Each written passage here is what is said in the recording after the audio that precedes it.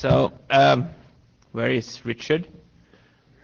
There you are. So, let's take this mic. So, we want to.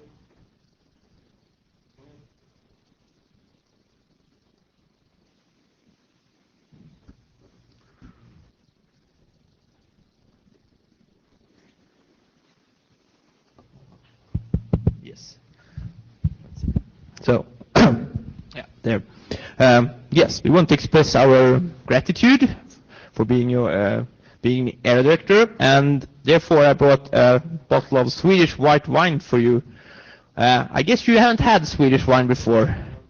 Like Israeli wine?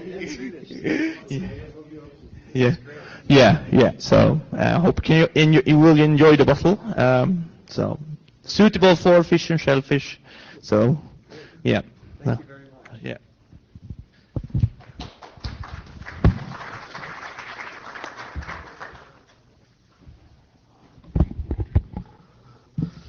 Okay, so we start with the Notewell.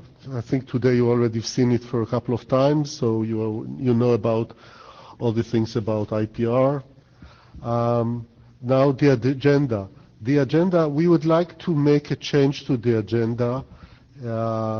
We would like to move the multiplexing scheme, the last presentation from Mark, to be before the Paul Jones presentation, just after the sending multiple media streams. So we'll have all the rest of the time to talk about this end-to-end encryption till the end of the session. So this is a proposal. If no one objects, then we will do that. Okay, it makes sense. So we will not run into problem with not being able to do all the presentations. Okay, so that's agreed. Okay, document status. There were no RFC published. AES GSM is waiting for conclusion. There's a separate slide on this one.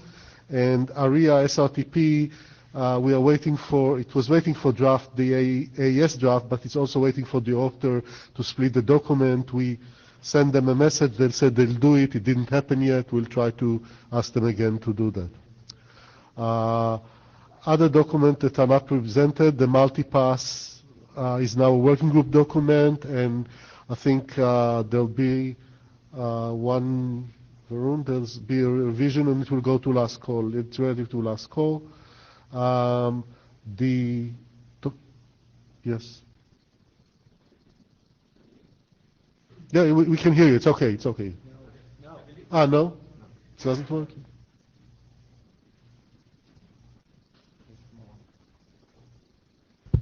Okay. Varun Singh. I believe there are no major open issues. I think it needs to be reviewed, and I'm happy to, if people volunteer, review it and send comments to the list. There were some comments raised last time we presented it. There were minor comments, and they've been addressed in this version. I can double check and see if a 0.1 version is needed, but I don't think there are pending open issues. Okay. And the topology updates, I have to do it's done, and I need to do the write-up and send it to publication. Slide. Other document, Quick question about the topologies document. Okay. Did have an exchange with Magnus and I on the list, brief conversation with Stefan. I think there's an opportunity to make some editorial changes only to the SFN for clarity. Okay. I'd like to sneak that in. Okay. So we'll hold it and hold it. Okay. Which will mean that we'll probably need also to do another last call if it's a change in the. If it's just depends on the change. Okay. We'll decide when we see the changes. Okay. Try to do minimal word changes. No problem. So we'll note that we are not sending it to publication, but holding it for one more change. Okay. Thanks. The sending multiple type of media in single RTP session, in multimedia RTP session, is ready for working group last call. I think, Colin, I was, okay. Yeah. I mean, I'll let you finish a sentence. You want to, about this one or the other? Yeah. Okay. So, I mean, I agree it's probably ready for working group last call. I do think we need to spend a little bit of time sort of double checking all the changes and making sure that they work. Okay, but you want to, it can be part of the working group plus call. Or you want to do it as an editor before? So, I mean, there have been a reasonable number of changes to this draft. And I think we need to check that those changes are correct and run some simulations and possibly do some editorial fixes. Multimedia types. Multimedia types, the sending audio and video in the same RTP session. Okay. All right, maybe I'm getting confused. Okay. Now, the multi-stream optimization, sending multiple media stream in a single RTP session, this is ready for working group plus call, but we may wait for the RTP multi-stream that will be presented separately today. And we have the guidelines for using the multiplexing feature of RTP to support multiple media stream, and that needs some editorial work. Okay, do you want to talk about the GSM? Yes. So AES GSM. So this draft was our basically an ISG evaluation. It went through the ISG evaluation stage, and Stephen Farrell, the security AD, raised an issue. He thought that the number of protection profile was a bit large, and this comes from the perspective that TLS actually has real issues with it, but they have something like 200 profiles, while DTLS currently I think has 4 registered, but it really should be like 8 or so. But anyway, that's the background. So we have had mailing list discussion around this. We had a phone conference with the ISG, the authors, and I was participating. And kind of what came out of this was that the proposal that AES CCM is removed from the draft. Currently no plan to publish it. If somebody thinks that they need this algorithm, they should kind of raise requirements for why it's needed, etc.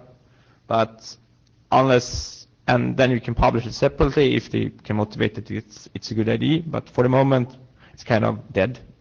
And then the proposal was to reduce this number of profiles for AES GCM to 2 modes for 128 with 128 bits keys, one with the 16-byte authentication tag and one with 8-byte authentication tag. And there is also one with 256-bit keys with a 16-byte authentication tag. And that period of change has been going, and so we have a comment? Yeah. Yeah.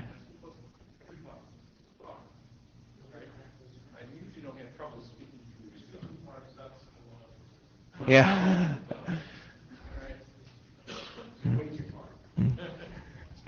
Really loud. Okay. So at any rate, yes, I'm the last standing author as far as I can help because my co-author. Go on speaking. Go operate the switch. My co-author changed jobs, and his current boss is not supportive of his activities in this area, so it's fallen to me to do this. I've borrowed Solomon's sword and I'm ready to cut this baby in half. But what's holding out right now is there's a request for test vectors to go with this, which is an excellent idea. It's also an excellent idea to not publish test vectors until you're certain every bit is correct. And that's what I'm going through right now. First, I want to get the test vectors. Cutting the other in half in the document is dirt easy. Anyone could do that. So it shouldn't be, after I get the test vectors to work properly, it shouldn't be too long. Okay, good. So, yes. Anyway, yeah, we went through the mailing list period and nobody objected to this, so we're continuing on this and just waiting on Kevin to produce a new draft. So that's next.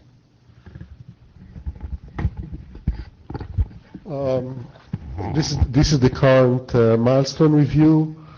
So we have the first one is the keying. We are a bit behind on this one. There may be some proposal for change, but we are working on the EKT.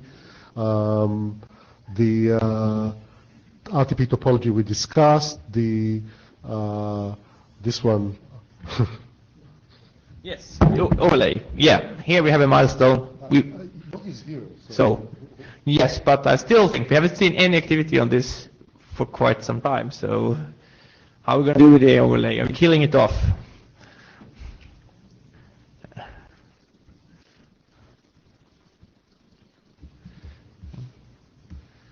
Yeah, here you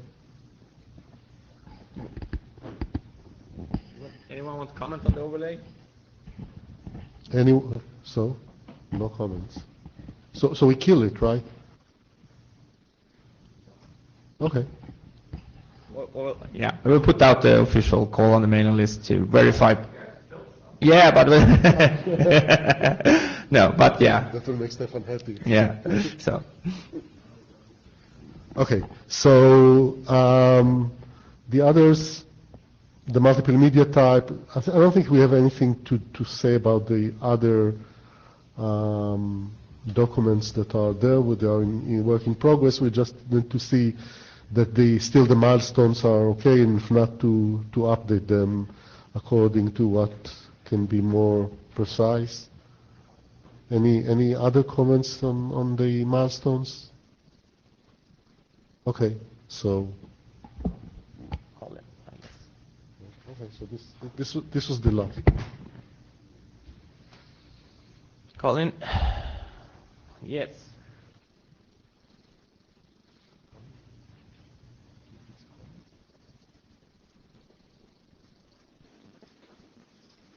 You need to stand in the box.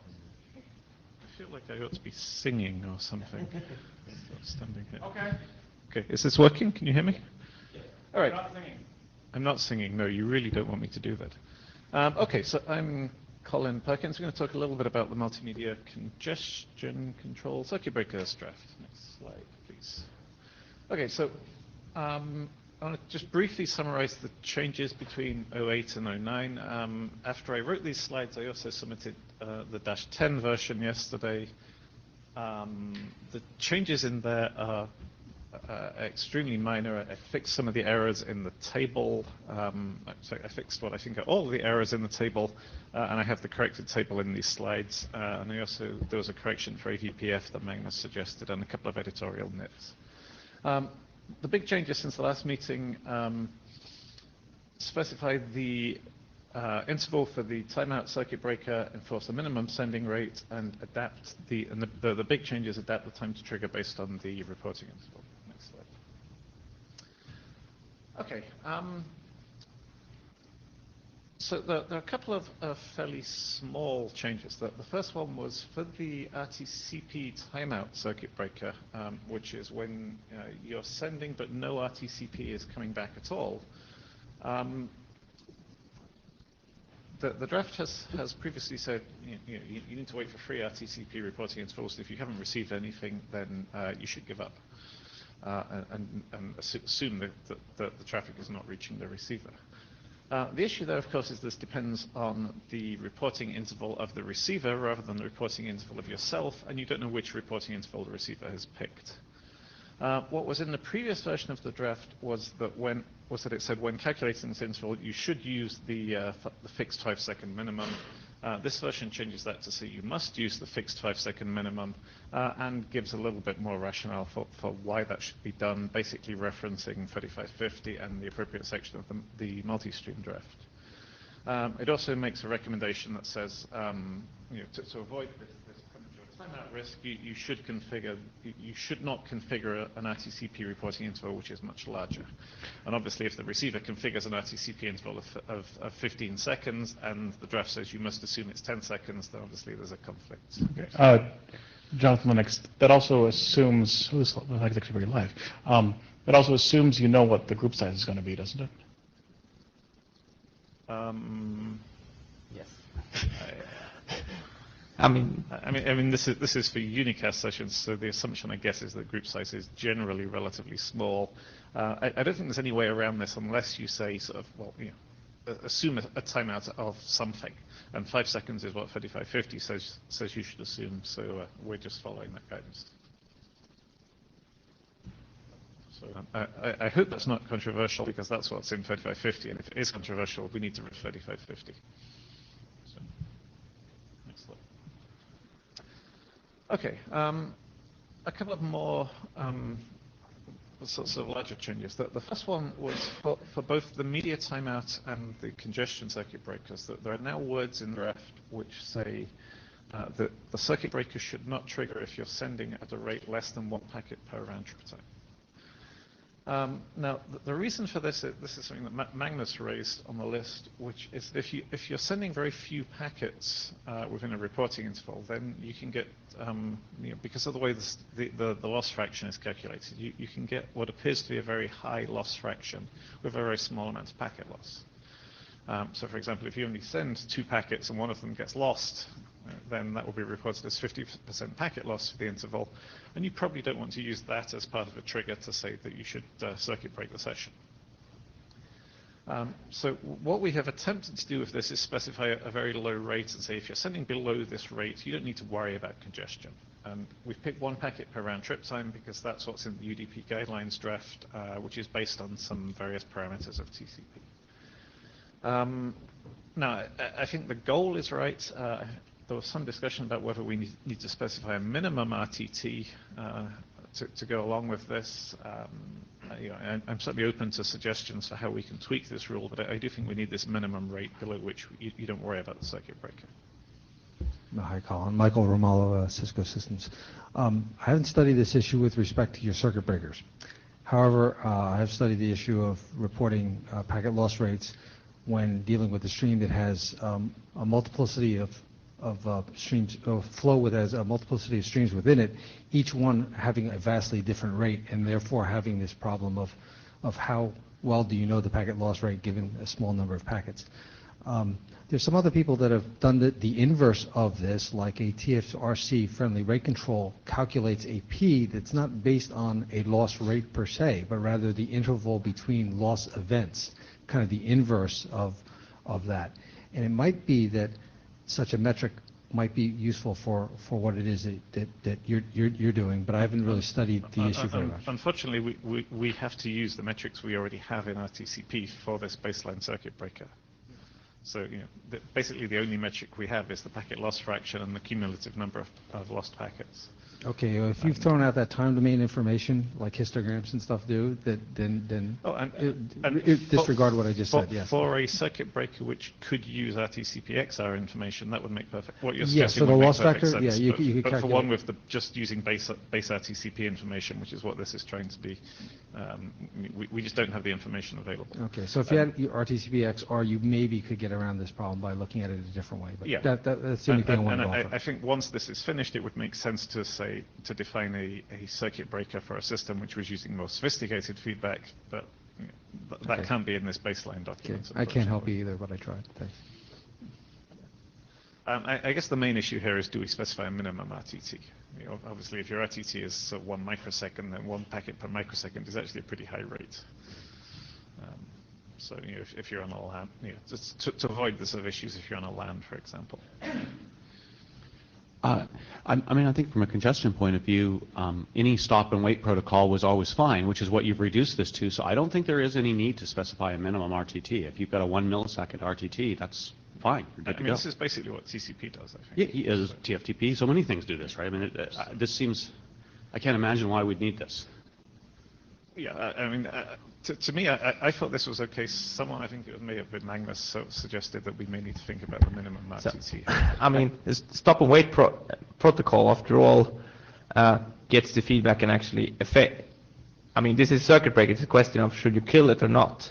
And you're saying we turn that off completely, and we have no measurements on this part, as long as you below 1 packet per RTT. And if you're having an RTT of a millisecond and you're sending 1,000 packets a second on a LAN, that can actually cause congestion, and you maybe should think about it. And I think, yes, this is really a question of should we pull the number out of the hat that says something about somewhere around between when you're passing 100 packets a second and anything or equivalent to below 10 milliseconds, maybe you still should apply it because.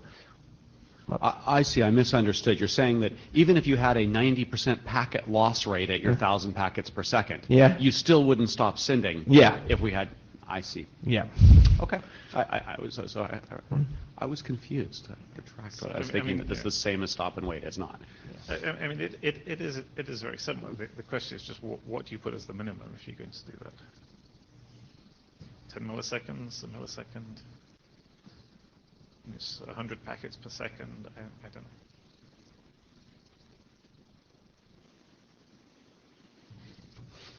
That's why I was trying to avoid this problem. It's so Exactly. hard to choose the number, right? Exactly. And it may be sufficient just to say, yeah, there are cases where we don't circuit break effectively, and maybe this is one of them. And just document it as an issue. So, I mean, it's a pretty unusual case.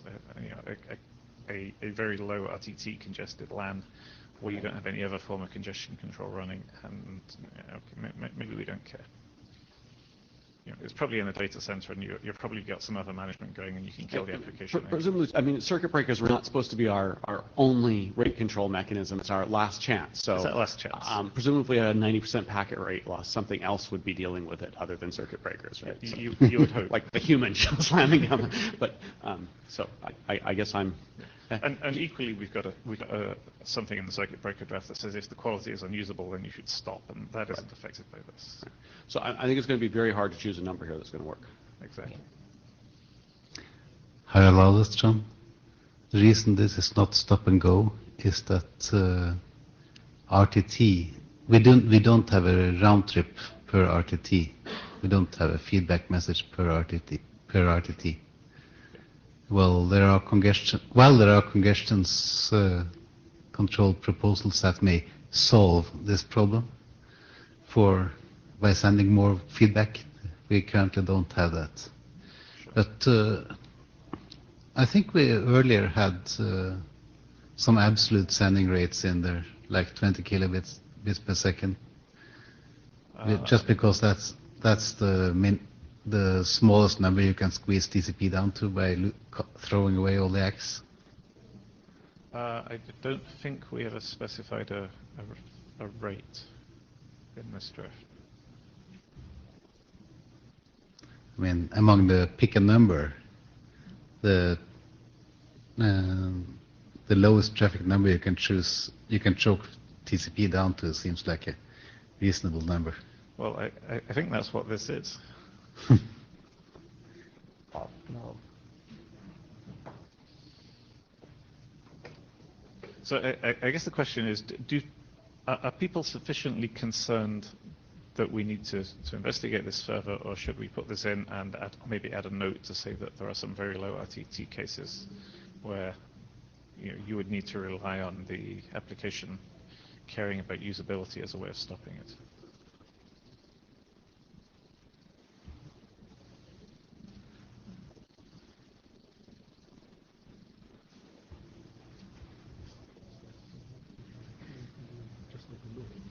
Yes, I'm in favor of that because I don't think we have any other viable proposal on the table. Right. Okay. All right. If the note taker could take a reminder that we need to add some words about the limitations of this, then I will rev the draft. Okay. Next slide, please. The limitation, there'll be a note saying about the limitation. Okay. All right, so the big change in this version, the previous versions of this draft have all said that the circuit breaker will trigger after 3 TCP reporting intervals. Now that obviously works fine if the reporting interval is large. As the reporting interval gets smaller, that could mean you could end up triggering quite quickly. This version adapts the draft to make the number of RTCP reporting intervals needed to trigger the circuit breaker adaptive based on the length of the reporting interval. So essentially, the shorter the reporting interval, the more reporting intervals you need before the circuit breaker triggers.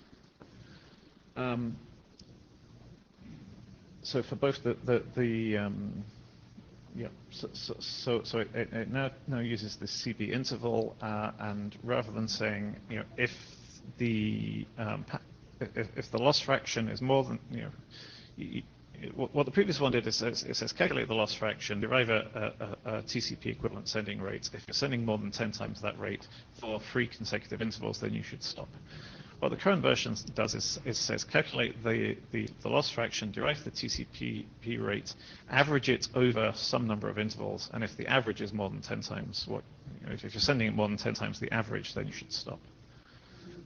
What we choose as the number of intervals is this formula here, the minimum of the floor of 3 plus 2.5 divided by the reporting interval and 30 intervals. Okay. So if we go to the next slide. So this is just briefly explaining the averaging process. Essentially, all it's doing is a weighted average of the loss rates weighted by the reporting interval over which each loss fraction was calculated.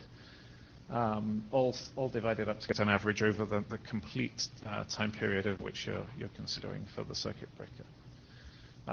And as I say, unlike previous drafts, we're now looking at the average loss rate. We're now looking at whether the average throughput exceeds the threshold based on the average loss rates rather than exceeds the threshold at every reporting interval. Next slide. As I say, the interval is now this expression rather than just a fixed 3 intervals. I've done some calculations based on the different RTCP reporting intervals, the TD values on the left. That then specifies how many reporting intervals it takes before you trigger, and I've turned that into a time period on the right. So essentially for 5 or 10 second type of RTCP reporting intervals, you have to wait for 3 reporting intervals, which takes 15, 30 seconds trigger as before. As the RTCP reporting interval goes down, the number of intervals you need to wait, you need to average over to trigger the circuit breaker goes up until it hits 30 reporting intervals. So essentially you're taking about, for the sort of usual sort of high quality video rates, you're waiting about half a second, and 30 reporting intervals. And if the average over 30 reporting intervals is 10 times your rate is 10 times the TCP rate over averaged over 30 intervals, about half a second, then you trigger the circuit breaker. Which means it's as the reporting interval goes down, this now triggers it less often than it would have done before, which makes it, I guess, slightly less sensitive, and we're just sort of slightly more explicit what happens with small reporting intervals.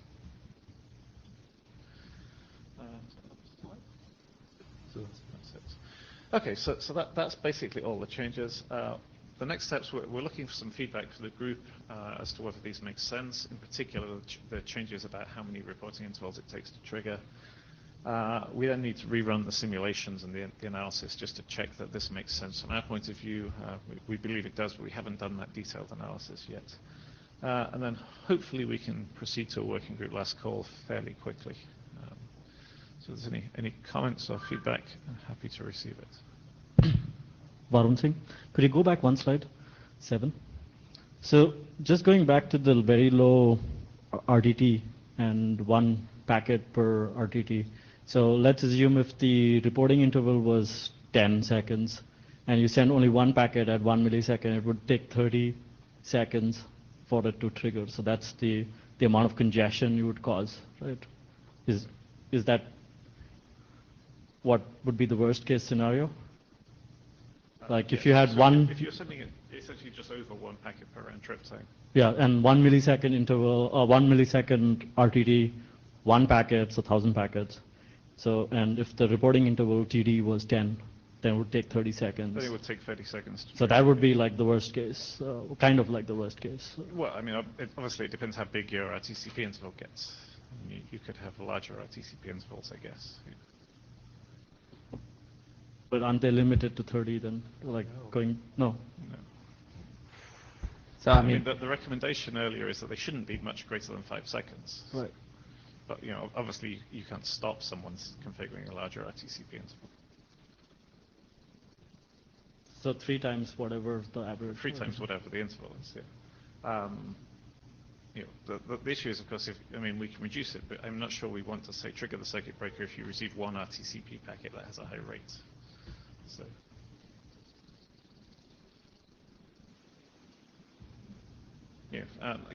There's a sort of range where this works, and with very large RTCP intervals, then it could potentially take a very long time to trigger. which I guess is better than nothing, but not ideal.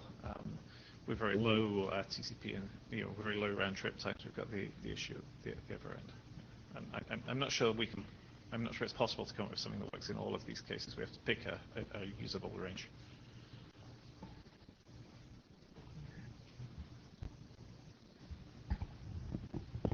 Okay, thanks. So we have conclusion about the minimum RTT, the one that it's the other thing. That's all. Yeah, I mean, if there's any feedback on the CB interval thing, then yeah, it'd be grateful to receive it. Okay. Thank you, Colin.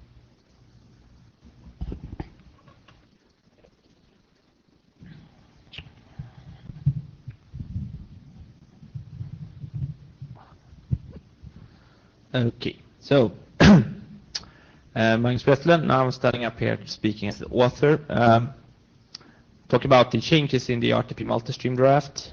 My co-authors are Jonathan Lennox, Colin Perkins, and Quinn Wu. So, next slide. So, this talk is mostly about the changes, actually, really about the changes to the next steps, and most of this is actually about the changes to the scheduling algorithm, which we had to do or realized we needed it quite soon, quite short before the document deadline for this meeting. So I've also talked about the other changes because basically this version we have tried to address all the open issues that existed before in the draft. So next slide. So the background to this is I run some simulations on reducing the group sizes, reducing number of SSRCs per endpoint, and then I found an issue and I got with the previous algorithm. So this is the previous algorithm, which basically said you're aggregating several SSRCs together in one RTCP compound packet. And then, so the variables you use to calculate these things are, you have the TP value per, this is per SSRC, so you have the TP, the time for the previous packet, the TC, the current time, and TN, the scheduled next sending time. And TD is the deterministic reporting interval, which is calculated according to the 3550 formula, basically. So, so what we did before when we were aggregating, where we set the TP value to, if it wasn't the SSRC that triggered the sending of this compound packet, which we calculated the intended transmission time based on the currently available information about session group size and all these things. So basically you took the TP, looked at the TN, and then said, okay, do reconsiderations with the current values until you an update TN for each reconsideration to see, did you actually get a new TN which was earlier than the TN that was previously existing? And in this case, you took the TN you had and say, this is the intended time. This worked to ensure that we had maintained the RTCP bandwidth and didn't increase the bandwidth, but next slide. It had some issues. The graph down there is a probability distribution function for the TP values, basically TP minus TC divided scaled by TD. So we had encountered a drift problem. So if the SSRCs weren't picked as the SSRCs that triggered sending, and that happened a couple of times, the TP value kind of moved on into the future. It moved even further into the future because then it really didn't get picked. And as you see, the spike at the end is kind of calculate just because of the rest of the higher values ended up in that bin with the 20 TDs into future. But yeah, we have a see. And the bad thing about this is that if you remove an SSRC that actually is having a short value and the rest has kind of drifted into the future, that endpoint goes silent from an RTCP perspective. It stops sending RTCP until you have a TN which is based on future and then TP, and you would go dormant, no RTCP would be sent for several reporting intervals, basically. So not a good thing. So Next slide. And to further a little bit elaborate, it actually depends on the number of SSRCs. If you have a lot of SSRCs, this is fine because you basically round robin between the SSRCs, and the ones that doesn't get picked into one packet might trigger sending of another, or so you have other dynamics that makes it unlikely that it would really drift away. But this, when the number of SSRCs are so that they fit in one aggregated compound packet, that's when this issue arises. So, next slide. So here's the proposed change, which is in the draft. Instead of setting TP to the TT time, we instead calculate the average intended transmission times, and the one SSR that triggered the sending set to TC, basically the time of sender packet, and update all TP values for SSRCs included in the aggregate. And that results in this end limit, because basically TP in worst case can only be TC plus 1/2 divided by the compensation factor times TD. So it's limited how far into the future it can go. And it has that distribution there. So next. Yeah. So here's the comparison between the new algorithm and the previous one, and that's, as you see, ensures quite a lot that we don't get the drift. And with all that, quite a lot of probability mass out there far to the right. So next. Oh, so I want to show this. This is instead of looking at the TP values in the stack, it actually talks about the transmission intervals, about this actually means of how often packets are sent. This is actually maybe one downside with aggregating packets, is that you actually get a slightly wider distribution of when the different SSRCs are reporting. So this is so the blue line there is classical AVPF without any aggregation. And then you have the green line, which was the previous algorithm, which made some reporting intervals ends up in several seconds. So this isn't the scale actually. It's one set of the same parameters for RTCP bandwidth and 0T orient, etc. But it shows that we had reporting intervals being further away than TD. Basically, you see the orange line there indicates basically where you have the 1.5 times TD line. It sends there. So you saw that we actually had scheduling intervals, which was several reporting intervals. So this is kind of for information that you're aware that the distribution becomes wider, but you also see that the average RTCP interval has actually been improved by aggregating. So there's still some gain in aggregating. So it definitely reduces the packet rate in total. But from a scheduling, that is the gain with average reporting intervals. Okay, no questions about this? Okay, next slide.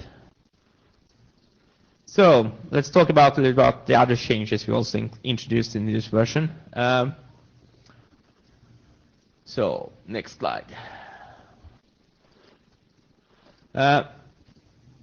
We had this about this is changed basically AVPF, because AVPF allowed, or even RTP, standard RTP is saying, if you're in a unicast session, you have a 0 initial delay basically to send RTCP packet. And considering that we talk here about multiple sources, we thought you should have some limit before we actually allow people to send with 0 initial delay. So what we said was basically what seems reasonable based on the initial window 4, the very classical TCP initial window, saying, okay, you can blast out 4 packets, but no more initially. And if you use aggregation, that probably fits you a bit over 20, maybe 30 SSRCs. So for most sessions, this should be limit has no practical problem, practical implication. You would immediately send out your SSRCs and the SDS information and be joining. But if you're actually joining with very many sources, this rule cut in at this point and saying, oh, now you've created 4 packets. Now you actually have to go to use the regular random scheduling with a minimal interval before you can do anything else. So next. Okay. Zanatti, in the bundle case, when you have, like you said, many sources, are you saying that you would not be able to announce any RTCP for those sources beyond four packets? So I mean, basically, you fall back to what's the multicast behavior is, that you randomize with the t min 0.5, I think. Because in AVPF you basically have t min set defaults to 1, and then it's the initial sending, so it's half. So you randomize around half a second, basically. So you have a startup delay there because you don't know anything about the session. Okay. So that rule kicks in instead when you can't fit everything in 4 packets. The reason I mention this is because I mean in the bundled case, we're specifying mid as something that you must send right away, and if you do have if you have a lot of sources, then it seems like you have high potential to that's why they media on those sources. Can we consider initial window of larger than 4, like TCP is considering 10? And I mean, the problem is that you... So also don't forget you can aggregate them here. So yeah. It's 4 packets, it's not necessarily 4 SSRCs. But now we have we have potentially several items now to convey about those, not just announce necessarily, announce the mid and the CNAME, maybe more information about them than they can fit in. But I mean, so far, I mean, as I say, it's probably on the order of at least 20, 30 sources before you actually hit this if you aggregate. And in addition, actually, we picked 4 for a reason that it's not the only thing you'd start doing when you're starting up.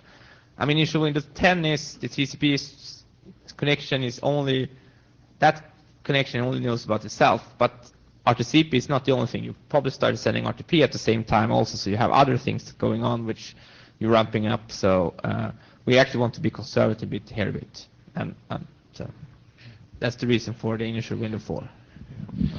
I'm Colin Perkins. I think it's worth, it may be worth RTC Web going through the exercise of saying, okay, what actually gets sent at the start?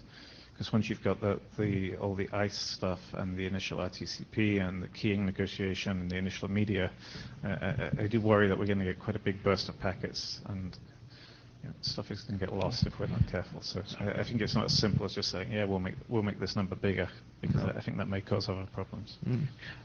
Jonathan Lennox, the other thing to most things, yes, you might have lots and lots of sources, but it's unlikely that you're going to have lots and lots of sources that are all start out sending RTP. And for the ones that aren't sending RTP from the very start, that half-second delay is not a big deal. But we have guidance in here and say prioritize the ones that are initially senders. The other ones, as long as the RTCP gets there before it ever sends an RTP packet, you're fine. Colin, just to Colin's comment, I was going to say, I mean, we've got enough implemented at this point. It should be really easy to test this and see what happens, right?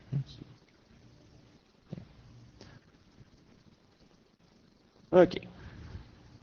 I think we can move on to the next slide. Yes, we also clarified about the legacy average RTCP size. So if you're have an updated endpoint that follows this draft, and you talk to another endpoint which doesn't follow this and is classical AVPF and doesn't aggregate, and calculate the average RTCP size without dividing the number of reporting sources, you end up with getting an average RTCP size that grows significantly. It becomes bigger than, it scales with the number of reporting sources bigger. So, and if you have this mode or fear that you're going to encounter this, our recommendation is that you keep to not aggregating more than 2 packets or not aggregate at all, basically, to keep down the damage. 2 was also picked that even if you're not really caring, you're not actually going to end up with following the other changes. This endpoint is not going to time out the other endpoint premature based on this. It's still going to send RTCP often enough that you not prematurely time it out.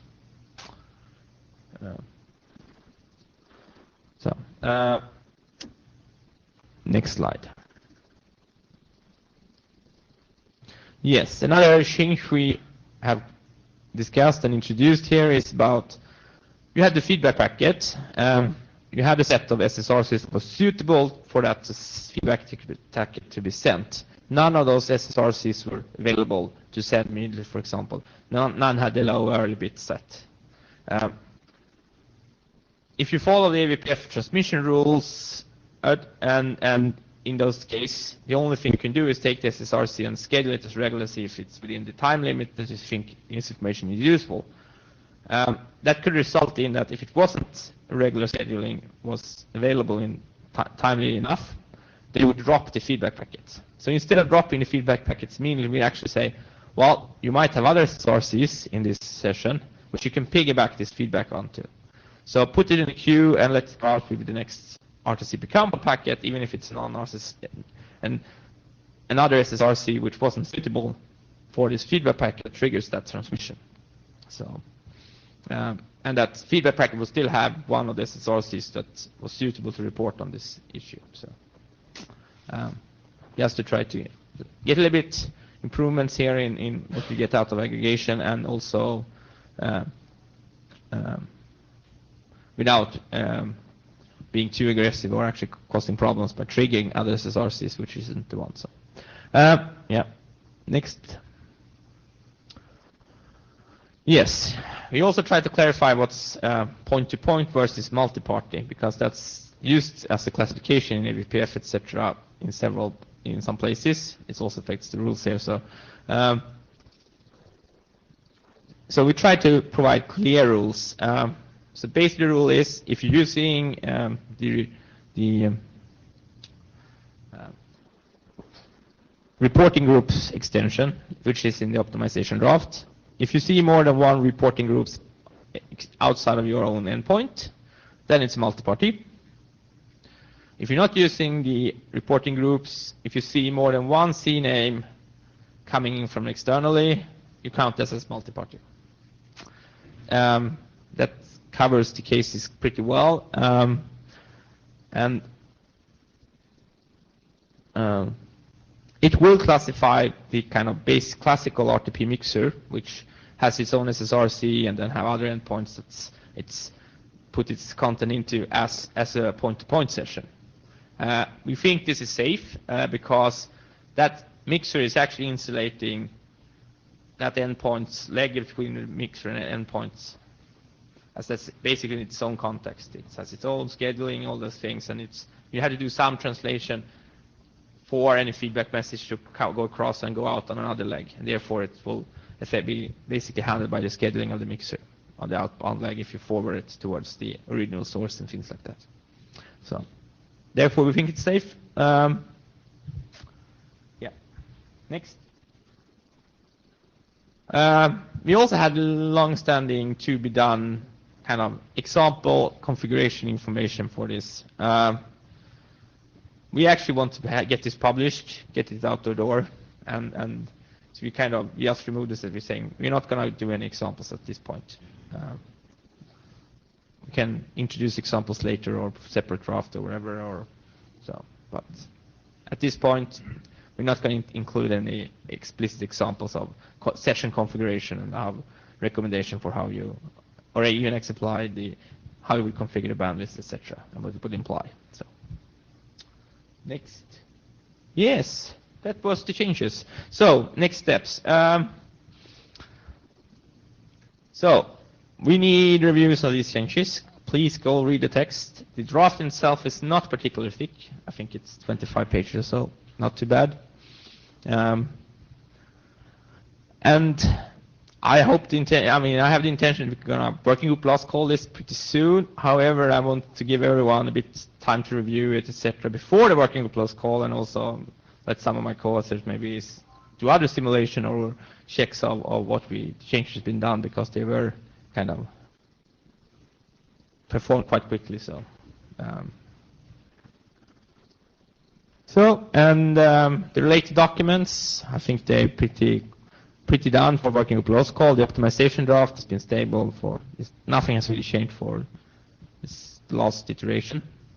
The multimedia stream draft, which we slightly confused in the beginning about was actually there are some changes in it. So please go look at it, but it's not major, and so but I think we can go to working plus call on this. So okay. Okay.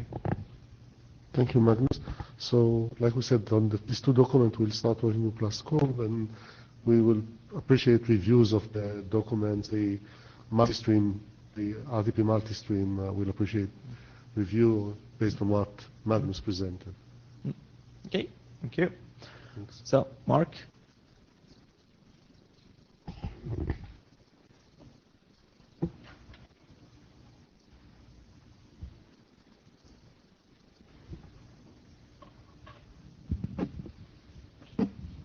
Thank you.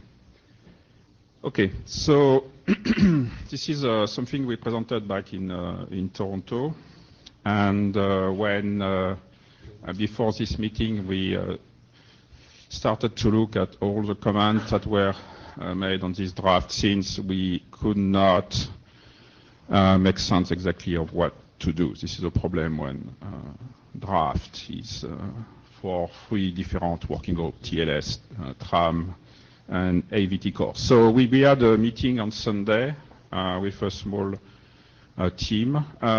Thank you very much, everyone, by the way, who participated. And I think we have a good plan that we will propose today, and we will see how we can go from there. So next slide, please.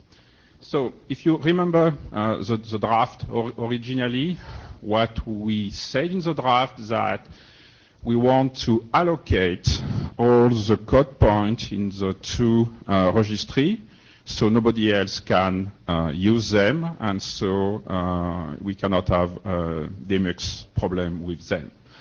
So what was discussed in this meeting and the proposal we have is to not allocate them, but to reserve them, to mark them as being reserved, so they still can be allocated, but people that will allocate a number in these ranges will have to check that there is no problem with mux, because mux will not work with this range. Okay, so we will go registry by registry. So we start here with the stun registry. So the old registry was what you have on the left.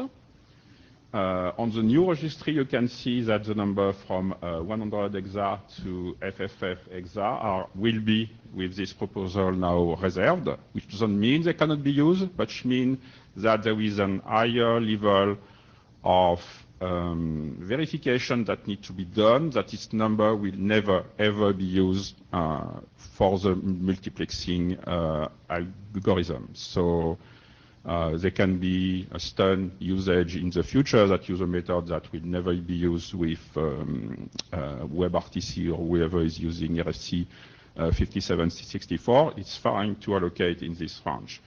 So the second thing we did for the stun range is to add 2 more prefix. So the reason for this is that with RFC 5764, we no longer have a designated expert range, which is nobody ever requests a method in this range, but this is not a good thing that we can no longer do this. So instead of having only 0 and 1 reserved for a stun, we now have 2 and 3, which is the new designated expert range. So this is what you have on the right here. So, okay, comment, any question on this? Okay, next slide, please. Okay, so we are going by increasing number. So in stun bis, which will be discussed on Thursday, we are proposing to add a new transport in stun, which is SCTP over DTLS over UDP or SCTP over UDP, for reasons that will be explained in this meeting. So for SCTP over UDP, we need obviously to demux the SCTP packet. So the original proposal, which is still in stun bis, was to reserve the first 2 bits at 1 to do this. That was controversial. So what we decided on Sunday was to propose to reserve 8 bits. So this means that only 1 bit of the 256, 1 byte on the 256 byte, first byte available will be used for this. So I use value 5, which, and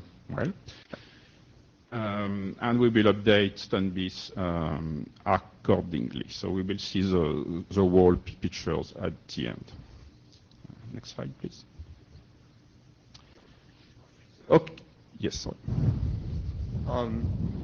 This number is about disambiguous. Why would you ever be running DTLS and have to mux it with SCTP over UDP? I don't understand that. How do you get into that situation? Okay. Long story short is because some people want to fragment packet in stun, and the solution we propose to do this is to use SCTP over UDP in stun. I guess my point is, if you're already going to all trouble establishing a DTLS connection, why don't you frame it in DTLS? This is without DTLS. Then I don't understand why this needs a copoint value, because it doesn't have to be demuxable against anything else. So, I mean, this is stun messages, which is outside of DTLS. It's stun over SCTP over UDP. But why are we doing that? That's my question. Well, to come on Thursday, and the proposal will probably not survive Thursday, by the way. We will see. But this is to clarify. This is just to do fragmentation without doing it in the stun layer, letting stun transparently use somebody else's fragmentation, right? Yes. So you're using SCTP for fragmentation to send big stuns. Yes. Which working group do I need to go to say this is way, way out of scope for stun if we're expanding it to this? So it will be TRAM on Thursday. Okay, I don't normally go there. Don't worry, there's plenty of people who will say the same thing. I am sure. Well, so if you are coming to TRAM to kill this, please come with another solution to transport fragments. Justin, you're ready. So stun has the fingerprint thing, and is the goal here just to say that we want to have a single byte to basically simplify the demux so they don't have to actually use the fingerprint mechanism? Well, yes, and the fingerprint mechanism, it's fine when you want to demux between stun and something else, between stun and DTLS, or between stun and RTP. It doesn't solve the problem of demultiplexing between DTLS and RTP, for example. So you still need to have this thing. So yes, but what we think is that we are integrating a lot of special rules where you simply look at the first byte, and then you go to different pipeline, one which is doing stun, one which is doing DTLS, which is doing RTP, and so on, instead of having to backtrack, because in this case you have to backtrack, right? You have to do the whole stun thing, and then you backtrack to DTLS. Then you go to DTLS, and if the MAC fails, then you backtrack to RTP. And if RTP fails, then you backtrack and you go to SCTP. I'm not sure, as an implementer, I would not prefer simply demultiplex on the first byte and be done from there. Well, sorry. Go ahead, Justin. I mean, as a demultiplex point for bundled things that are running on top of ICE, this seems fine. I guess I'm not super bent out of shape with this, but we're at a point now where every time we add a new bit, in TLS record header, I get people yelling at me, and so, or a new byte, and so generally I feel like we've been trying to reduce these fixed headers, and so to burn, and so in concept protocols which have huge amounts of redundancy for that are designed to let you do integrity checks. The notion that we're burning an entire octet for demultiplexing to avoid a backtracking algorithm is kind of annoying. I mean, there's a 128-bit integrity check, and so on the DTLS, right? And the same thing is true. I mean, so SRTP was this really special case where we couldn't just wrap, and stun was also a special case because because we couldn't, because we had to run this done concurrently with the RTP and with the DTLS. But like, I guess if we're going to have the theory that like all possible application layer protocols have to be demuxable over in the same transport because we're never willing to wrap the upper layer protocols in cryptographic layers, that just doesn't seem like as an enormous amount of value to me. Well, the point I want to touch on, though, is that I do agree that RTP is a special case, and then for most other stuff, like everything will be framed in DTLS, and so like we should codify RTP DTLS demuxing. I also think it should be designed sort of thing that if we ever have another security protocol that's not DTLS or something like that, like we should have like understanding how that thing could be demuxed from RTP and/or DTLS as well. So like it's not saying we should go do everything because I'm not sure it makes sense to have like SCTP clear text demuxable from RTP and all that sort of thing, because I can't quite understand where that would be useful. But like we shouldn't say that we only have these two protocols. So sorry, I mean I think we mostly I at least agree with you, but I think we're rat holing because actually most of this is not about this. Okay, might be unfortunate we took that this slide was in this order because we rather discussed the other things, saying okay, the focus of this draft after all is just to clarify the situation so we avoid future issues. And so, I mean, assigning 5 to SXP, that's a future question. That's not what this draft is going to do. That TRAM has to do. Running the mechanism of actually doing an IETF review to actually assign a value if we get consensus on that. It's not discussion in this working group. It's not. So we focus on clarifying the situation, what's currently is, and I think we should go on to the next slides and then go back. But let's Cullen speak first. So I was going to say exactly what you want. This has nothing to do with this working group. What we need to talk about is the registry, Yeah. not some other value that some other working group may or may not put. So let's move on. Okay, so on this slide, so when we did the presentation on TLS, the same presentation that we did everywhere, the TLS people were not happy to let go of part of their range. So I think this fixes this problem. So the idea is that of saying 0 to 19 and 64 to 255 are implicitly allocated by the MUX. Now they are reserved. It means that you can allocate in this, but you need to be sure that it will not clash with a MUX usage. I mean, so I have no problem with this as a principle, but these code points already are by IETF, are by like either standards action or IETF consensus. So what is the actual text that needs to go to make this happen?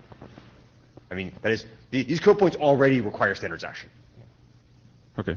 So I mean, I guess I think maybe what you really want to say is to write into the TLS document.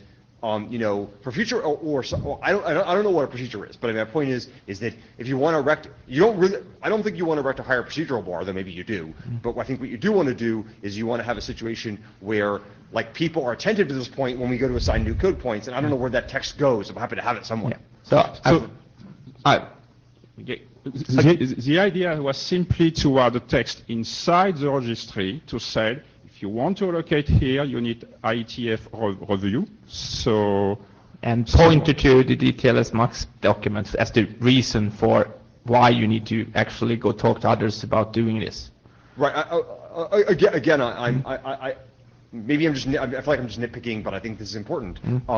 Is like the bar to allocate in this registry already is IETF review. Yeah. So I mean, you can add informative text telling me what I have to think about before I do that. Yeah. But if you have some new procedural thing, you need to specify what it is. I don't understand what it is. Okay. No, I don't think I don't think it is procedural. It's the warning flag. You go read this, understand before you try to allocate. Yeah.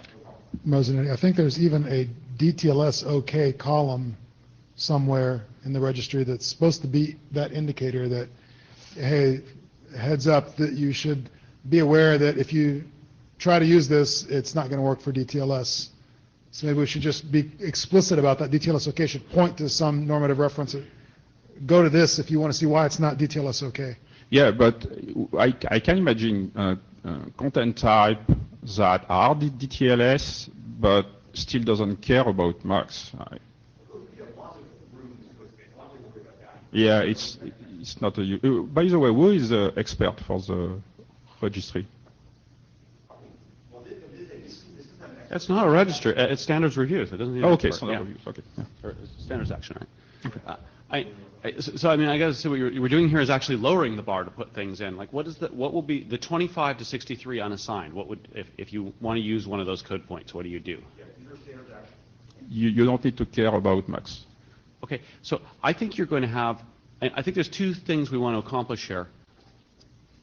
Sorry, you don't care about? You don't care about max for 25 to 63.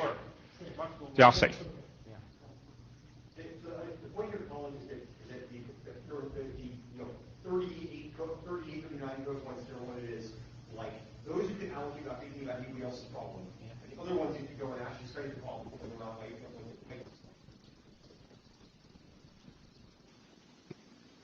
Okay.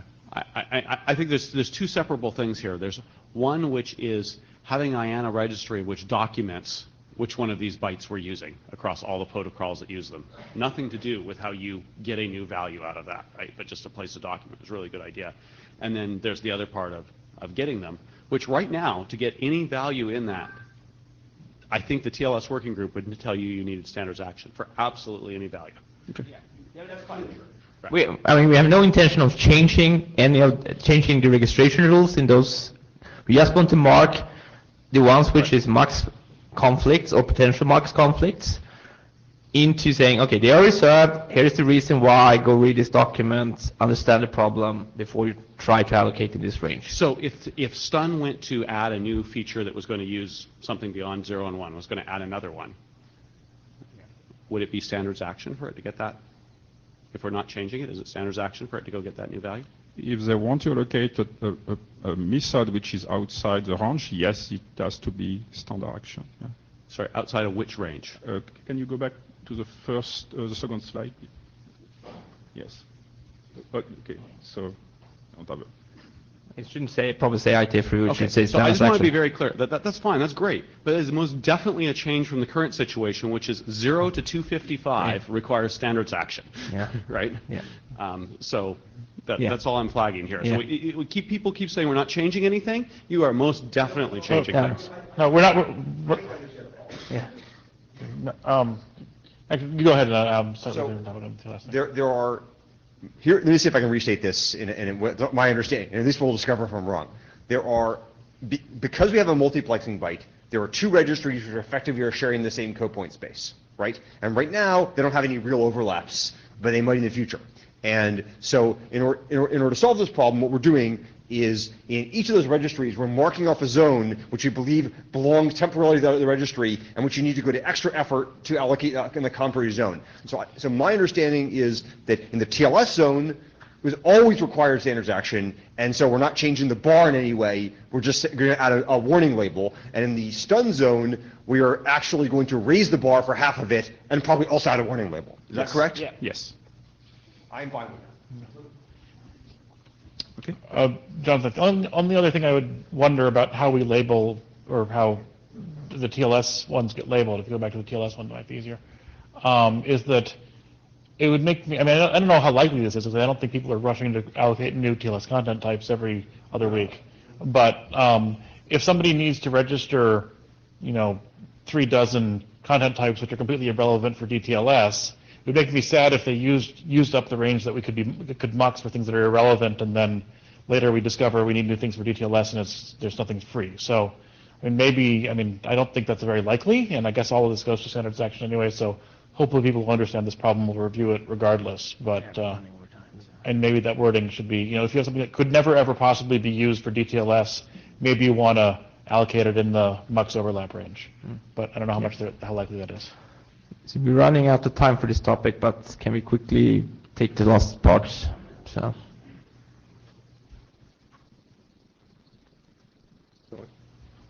Go on. Okay. Was there a slide before this? No. Yes. So we have this. So for the turn channels, so we changed slightly the rules too. So the idea is that if you use the source port and source address to find that a packet is from a turn channel, then you can use the full range of turn channels number. If you just want to demux on the first byte, then we restrict the range to only 4096 channels. So you will have to manage your channels. So we did also a small change in the registry to explain this. So next slide. So this is a diagram that will go inside the document. So in my opinion, it's a little bit more readable than what we have currently. And it shows exactly from the first byte what goes where. So we also added another rule, which I think is a good rule, is that we specify in the document what is the order you need to test the first byte. So you need to test in the increasing order. You test first turn, second for SCTP, then DTLS, then turn channel, then RTP. If there is new range which is allocated in this, then it will be tried in the same order. And the reason for this is that we want, if someone uses a number which is not registered, we want it to fail the same way for everyone, for every implementation. So having an order when you test guarantees that it will fail exactly the same way. Next slide, please. So what we want to do is to publish, sorry, you had just very quickly on this, like it may be, it's possibly already in there, but if it isn't, you should possibly specify what happens if you receive a packet which doesn't have any of those first bytes. If you receive what? A packet which doesn't begin with any of these first bytes. You should probably just say, should discard or something like that. Yeah, okay, yeah. So we will, I think this is an IETF item. Document. Working group item, yes. Yeah, so we will publish a 01, IETF 01 just after this meeting, and then a few minutes after we will publish an update that contains all the modification plus the discussion we had here. Please send an additional review as soon as possible, because we really would like to go to working group last call before the next IETF meeting. Thanks. Just a question. It will be this. You'll have also someone in TRAM will also mention this work in TRAM. Yeah. Yes. We because of SCTP, we will talk about this also. If SCTP is not rejected. Just for the record, TRAM chair here, we're very aware of this work. Good. Yeah. Thank you.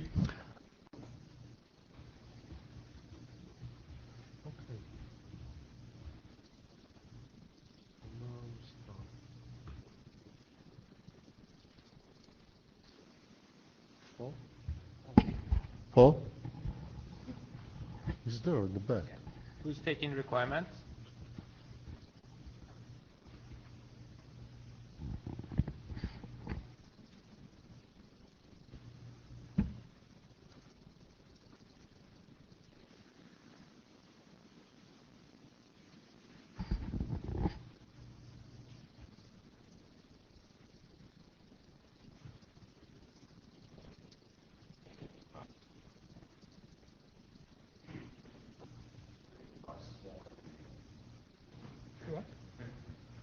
Just that the camera now points at you, so the camera on the table.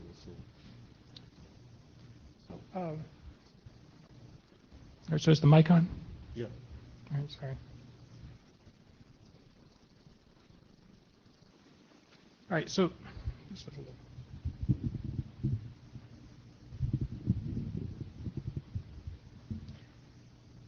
so this is the requirements document. This has been viewed, I think, a couple of times at the last few IETF meetings. So we made some changes during the interim. We had a meeting to discuss changes we want to make. Excuse me. So we'll go to. Briefly, we'll go through what it's about. Just to have a discussion of high-level changes, what we made to the document, and have some discussion points. There are several things that we still need to close on. So if you go to the next slide. So this one, this is just to make sure everybody's on the same page with what we're trying to do with respect to this work, which is the end-to-end private media work. So in a traditional conferencing environment, all of the media is sent into a box, MCU, or whatever you want to call the thing. It's going to do some munging on the media. It's going to receive the RTP packets. It's going to take multiple sources and potentially put those sources together and produce a composite image that gets transmitted back out to everybody. Or it's going to perform some other kind of manipulation on the media and sent out. The important thing is all of those devices can see every bit of the media that's going through. And so that's what we're trying to focus on. We don't necessarily want those devices to be able to do that. So if you look at the next slide, so we still have the traditional conferencing infrastructure in place, so that hasn't changed. And people aren't going to go throw away things. Well, maybe they will. But anyway, you still may have this traditional conferencing infrastructure in place. But what we want to be able to do is address, in particular, I think maybe the biggest use case is cloud-oriented kinds of conferencing scenarios where you've got some box that's sitting out in the cloud someplace, and you, I should have something to drink before I got to talk. Where you have some device sitting out in the cloud someplace that is going to be receiving RTP packets. It's going to be forwarding those on to other participants that are in the conference. Oh, okay, so a waiter now, and is going to be sending those out to other people who are in the conference, so that multiple receivers are receiving the packets. And we're going to do that in such a way that the box in the middle. Thank you very much.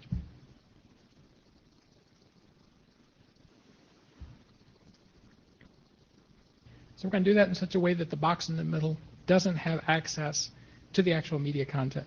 So that's the whole point of this work. So I think most people may be aware of that, but just to make sure that, in case you're not, if you want to go to the next slide. So just an overview of some of the changes. I've got cheat sheets here, so I'll quit looking at that. So we made some changes to the terminology section. Particularly, we added a term media content to the document. We significantly expanded the trust model section. I'm not sure. There was a little bit of text in the last document, the 00 draft, that had some text related to trust. So we significantly expanded on that. So you'll see that. We also made changes to almost every single requirement in the draft. So that was part of just a group of folks who expressed interest at the last meeting, got together on a call, and we went through and made changes to all of the requirements. And we also added a new requirement at the end. I think it's requirement 11. That is the congestion control oriented requirement.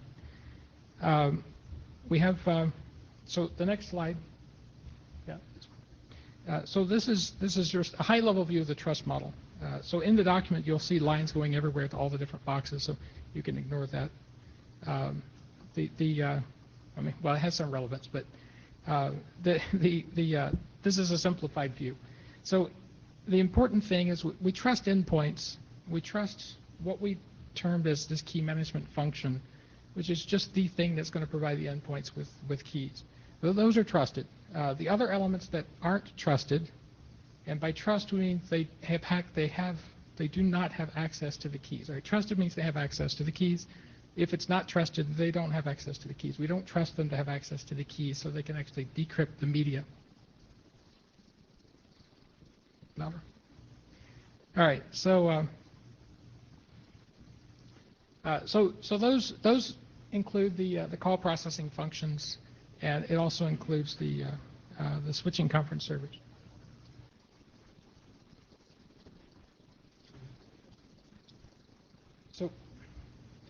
So anything that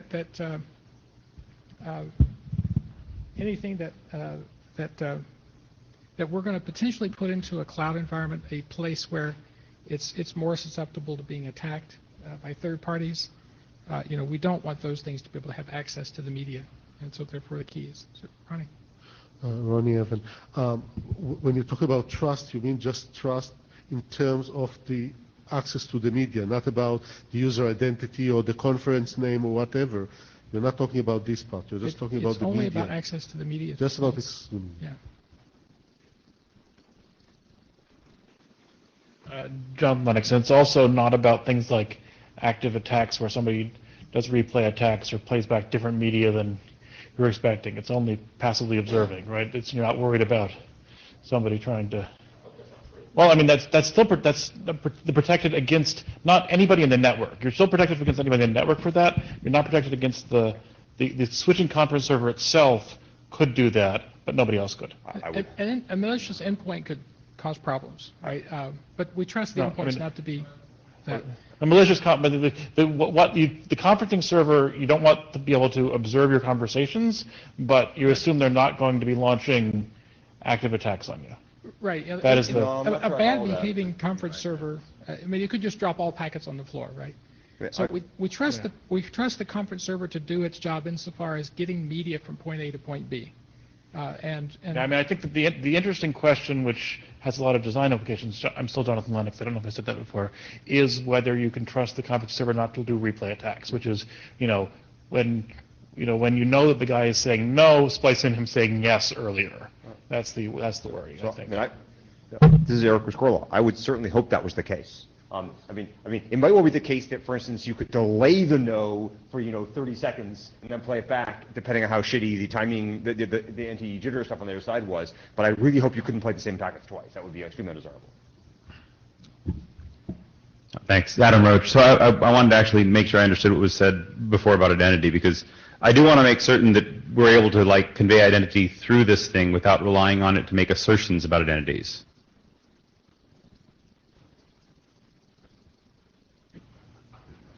Okay. Though this is mostly about the media handling, not how the signaling gets tied to the assertions later, yeah, 100%. There's no point in having encrypted media if you don't know who it's to. So I would see that if this thing was asserting the identity, a complete and total failure of the design. I don't think that that's the case at all. Yeah, I mean traditional binding a fingerprint to an identity. It's just I wanted to make sure that, because I didn't understand what this statement meant otherwise. Ronnie, it was just that it has also the call processing and untrusted element, which is not really correct. It's not that. It's untrusted in terms of, because of what he's talking about. It's just about the media. Okay, thanks. Mozanetti, I think from what I understand, the trust here means, like Paul said earlier, the end-to-end media trust model. So this is who is trusted to decrypt the end-to-end media only. But there's also a transport trust that is already given to the conference server. There's a transport trust model, and the conference server is central to that trust model, and that's what prevents things like replay attacks. So no matter how how the conference server wants to manipulate things, it still has to provide the right transport that could be authenticated by all the endpoints. And there's separate end-to-end media trust, and that has separate replay protection, and that has separate key contexts. And the other point about identity was, I think there was kind of skirting the issue of whether or not things could attack other things. The conference server cannot attack the endpoints, but the endpoints themselves could, the endpoints could impersonate. There's no source authentication being proposed here, so the endpoints are a group, and you're not trying to protect against one endpoint impersonating another or anything like that, right? Right.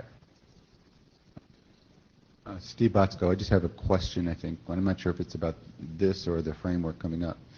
Is this conference server prohibited from sourcing its own RTP streams? You have to yell. Can the conference server send its own RTP streams? It's not going to source them, no. I mean, so this conference server is not allowed to have a IVR function or any kind of voice response? No. Because it cannot send its own. That's correct. Wow. Yeah. So my mental model for this, which is not entirely accurate, but is I want to give you the sense of what we're trying to achieve, is that if you had a lot of network bandwidth, then you would, and that were free, then you would not need this, because all the untrusted elements would be called the internet. And And so the primary reason why you need all these untrusted, why you need these nominally untrusted elements is because you don't have like infinite bandwidth everywhere. Now it's not exactly true because we're expecting that in some cases it's going to act as like a, well, maybe that's true because it's going to be like some of the functions that untrusted elements do, for instance, is they say, well, this guy's the loudspeaker, so I'm going to make him big and versus small. But if infinite bandwidth, you would have that problem. So I mean, I think that the security properties we wish to emulate are the ones you would have if you had infinite bandwidth that you didn't have these guys. And every time we don't do that, those are just compromises we're making with reality. Ronnie Evan again. I think that the problem is, and I think it may answer also Steve's question, is that the name you have, the switching conference server, is not the right name. It's a switching media server, not a switching conference server, because there's a conference server that manages the conference itself. This thing is just media switcher or media server. That's what it is. Yeah. So that will make it clearer. Or just call it a relay, right, which is what you called it earlier. Call it what? Relay? Relay. Doesn't matter, but it's not a conference, it's a media. It's a media name. Not arguing, I was just going to offer, we were trying to keep a very generic term in order not to get tied up into the topology document and discussion, which maybe will come up in the framework a little bit. So, yeah, we're open to changing it to multi-party device, whatever, right? Keep it I had a generic point which kind of follows on from Eka, so if you have more slides, you may want to present them first. Generic point what? I had a generic point about the draft, so if you have more slides, you may wish to finish presenting them. If not, I will make it. Well, I have a comment from Randall Jessup who says, many of these meta elements, IVR, who's talking, etc., can be handled by data channel connections from the client to the servers or other meta channels. You want to read it? That's what he said.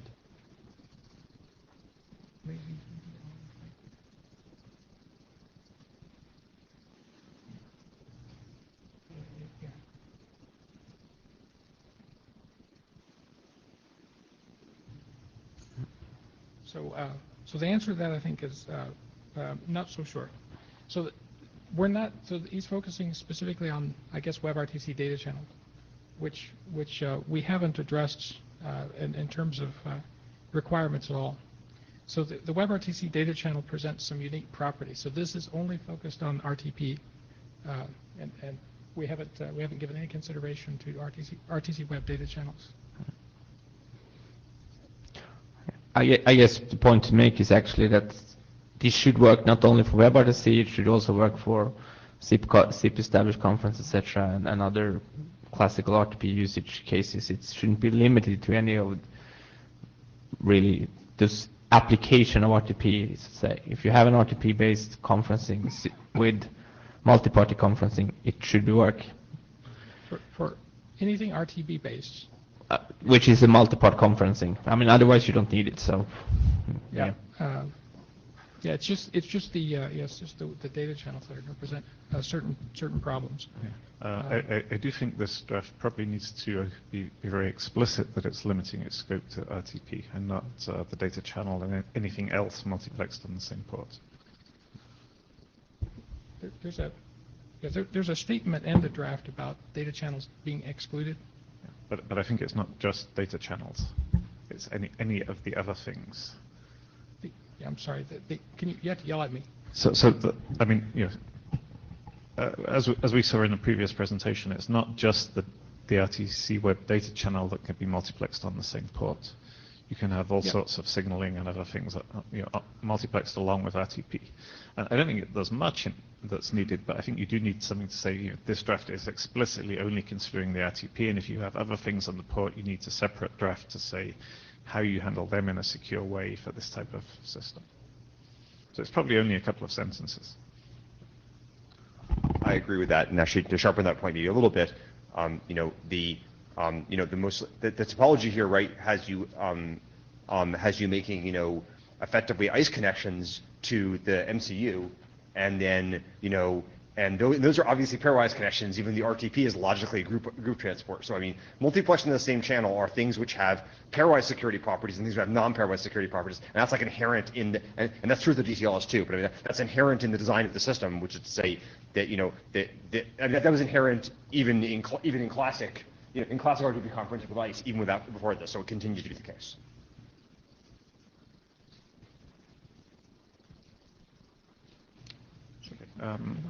I guess I will make my general point now, which is that this document is assuming a particular model of assuming a particular model of conferencing, where there is a centralized switching server and so on.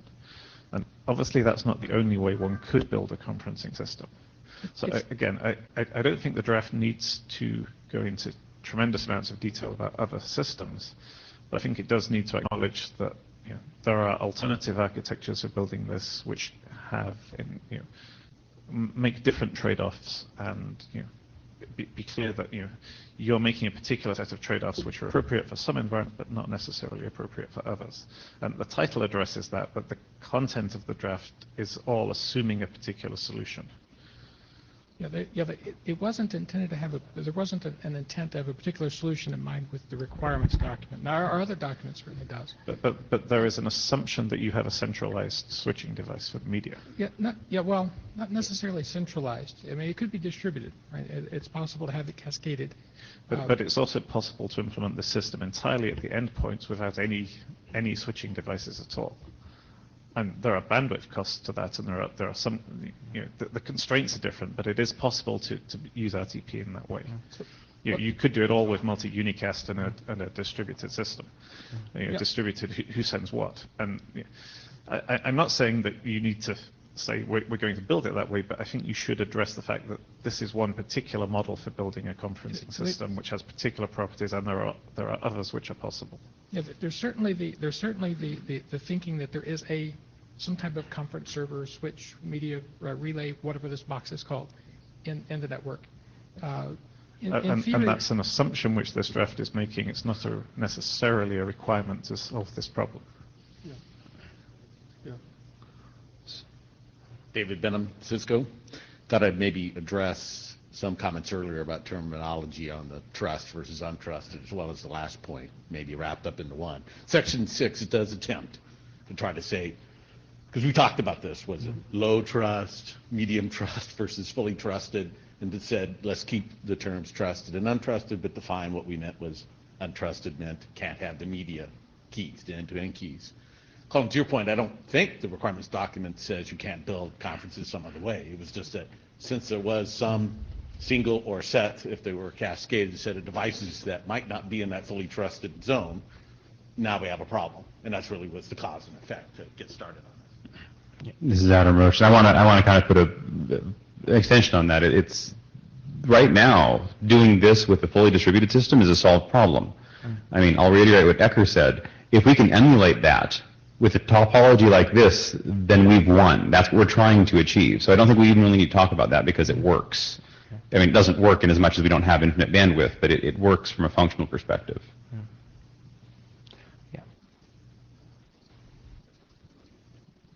Yeah, I mean, I think we know modulo some signaling issues, how to do this in a fully distributed way. I think this draft just needs to acknowledge that is, there are alternative architectures which are possible. And it currently assumes that this is the only way. It assumes a particular style of system, and that is perhaps appropriate right now, but it's not necessarily appropriate for all time. I believe there's a section there, 713, that says provide a more efficient service than full mesh. Isn't that what you're looking for? Is that the acknowledgement that you're... I mean, yes, but I think I'm also looking for, just starting at the beginning, just reading through the introduction, there is an assumption that you're building a system in a particular way. And that's not necessarily, that's an assumption, it's not a requirement.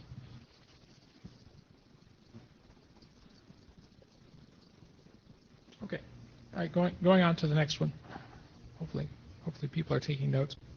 So the next one relates specifically to one of the requirements. So requirement number 6 And I think this went out to the mailing list. There's a proposal to change the wording to what you see on the screen. And it had to do with there was a the way it was written before there was a dependency on some of the mechanics of SRTP, and so what we're proposing is to change it so that the cryptographic context isn't so necessarily tied to the mechanics of SRTP. So we still have the note here that SRTP, just so people understand what we're talking about, that SRTP uses the SRCC sequence number rollover counter as part of the cryptographic context. But that's not necessarily what the end solution might actually utilize. So I guess any objection to making that change? Didn't see any comments on the list. Hi, Colin Perkins again. So I have no objection to the change as such. In terms of the requirements, you should possibly write them in terms of some security mechanism of which SRTP is an example, but not necessarily the only way of securing these streams. You said? So I have no objection to this change, but there should perhaps be a slightly bigger change, which is to write the requirements in terms of context for the security mechanism, of which SRTP is an example, but not necessarily the only way of doing it. You could run it all over regular RTP over IPsec or over a VPN, for example, and achieve similar goals. There are other ways of building secure systems than SRTP. Right.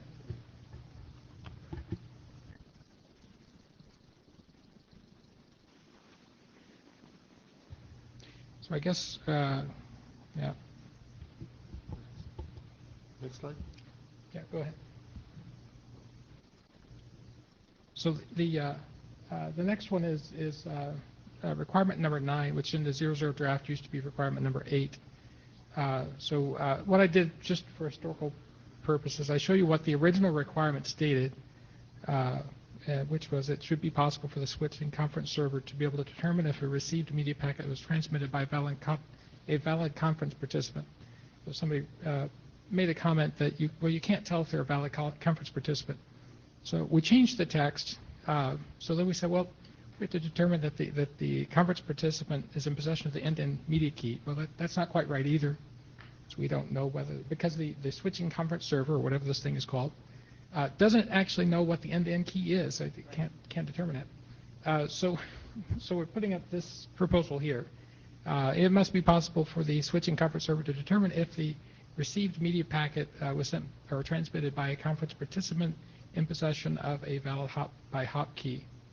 And this gets into the rest of the document. There's this assumption that we have an end-to-end key and a hop-by-hop key. So that's the proposal. The primary intent is to make sure that the media server doesn't receive packets from somebody who shouldn't be sending them in and actually doing something with them, like forwarding it on to other participants. Just a comment, it's a valid hop-by-hop key for that conference. Hop-by-hop key for that conference. For that conference, because there could be multiple conferences.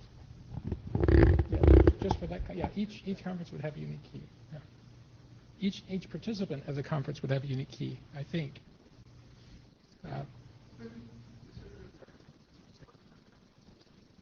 This text seems fine to me. Okay.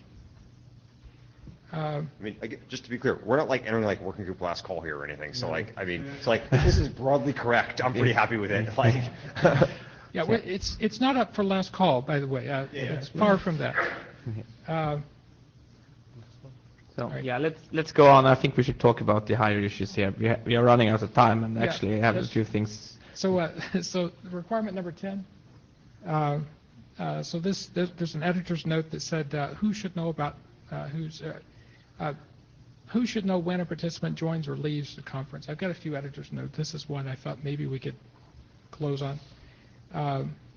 And should that even be a requirement in this document?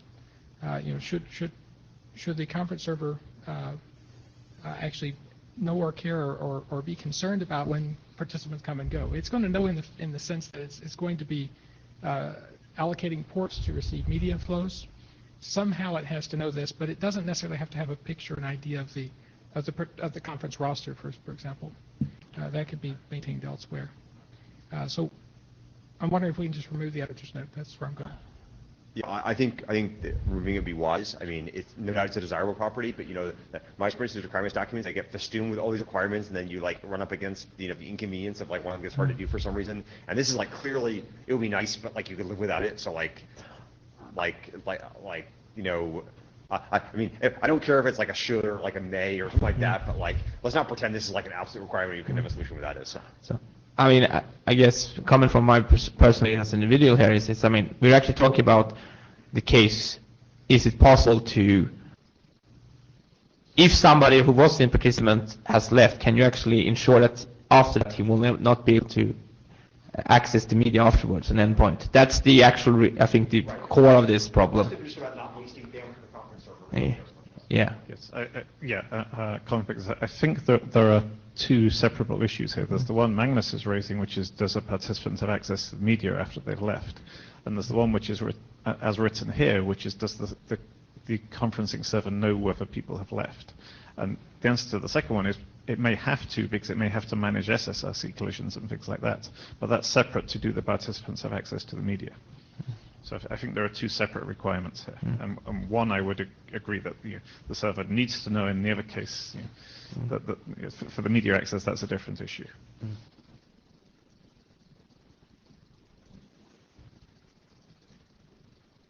So and I think this is the last one. So in the background section, it was noted that switching conference server might optionally encrypt the RTP header and the header extensions rather, and RTCP. And so what we had been discussing up to this point, and different people expressed different views on this, was that we would optionally encrypt the RTCP header extension, optionally encrypt the RTCP packet.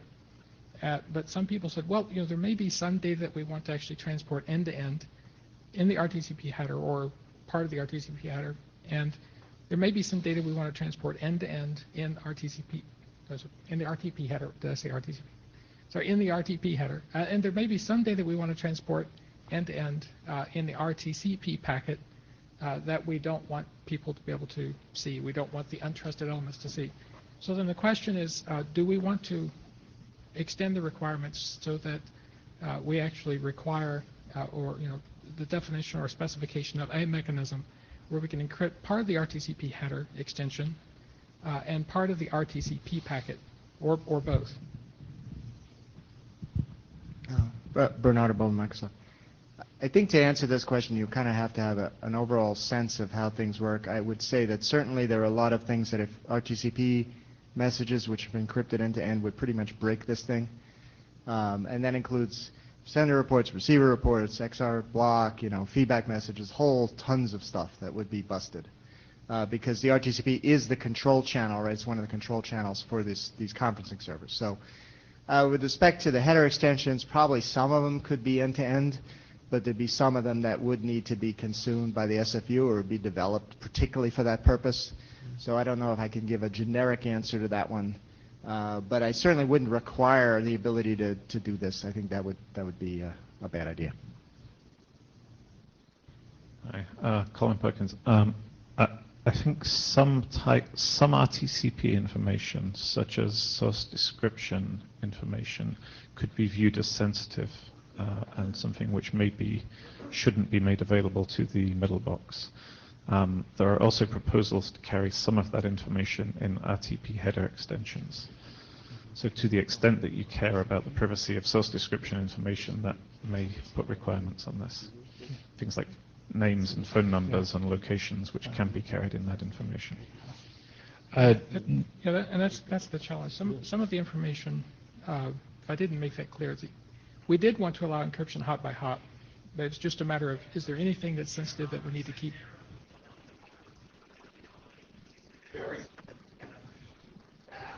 Jonathan Lennox, yeah. I mean, so Jonathan Lennox, I think to this point, I think that, for the things that Colin was talking about, like name and phone, just don't send it at all. It's not needed for all these conferencing systems. So, yeah, I think since nobody does, I think that's a requirement is easy. So I think that, other than that, I can't think of anything that you would want to send end to end. The only thing that I could think of that would be sensitive, that you would consider sufficiently sensitive for these purposes, would be audio levels, and the server needs audio levels in order to work. Everything else, I think, is possibly even being,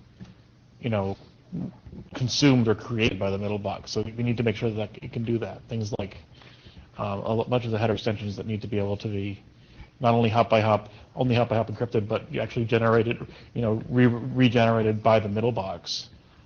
Things like MID and the like. So I think I would say there is not any requirement for that I can think of currently for end-to-end header extension or RTCP encryption. Mozanetti, I would agree with that. I said let's if we find a requirement, then we'll document it. If we don't see a requirement, don't document it speculatively, thinking that one may exist.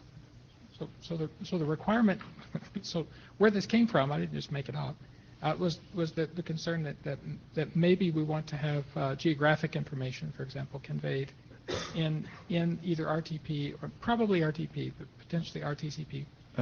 This is RTCP source description information. It can convey that already. Yeah. You encrypted a hop. So there would be the opportunity for hop-by-hop encryption. The question is whether you want that encrypted end-to-end or not. Yes. So this is the sort of information I was talking about. The source description information in RTCP and potentially in RTP header extensions can contain persons' names, phone numbers, email addresses, geographic locations, etc., etc. And you can either forbid that to be, say that endpoint should not send that, but if they do send that, you need to potentially say something about whether it should be visible to the middle box or not. Michael Romalo, Cisco Systems. I just was about to say what Colin just said, so I'll sit down. Mozanetti, so to clarify earlier, if there is a known, this is not something that can be done transparently to the endpoints, right? Endpoints have to do a lot of work to do this, to get this functionality. If the endpoints have confidential material that they don't want to expose, they won't be putting that in RTCP or RTP header extensions, right?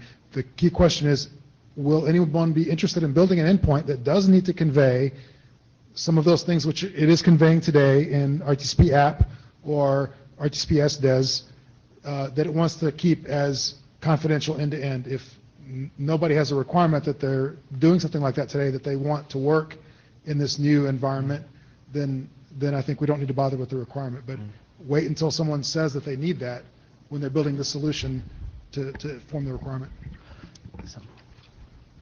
Michael Romalo.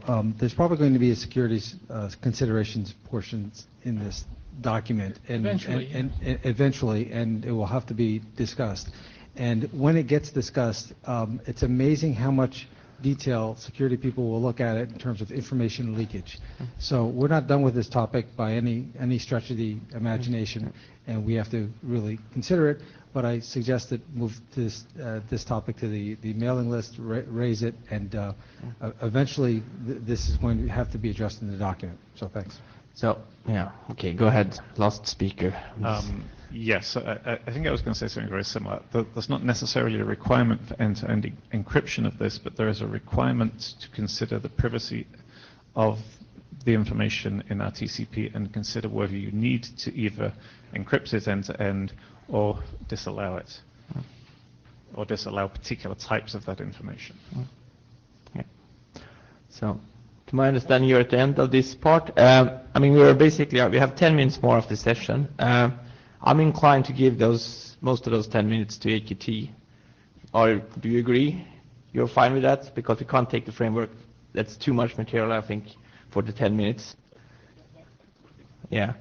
And I'd rather talk a little bit about where we're going with this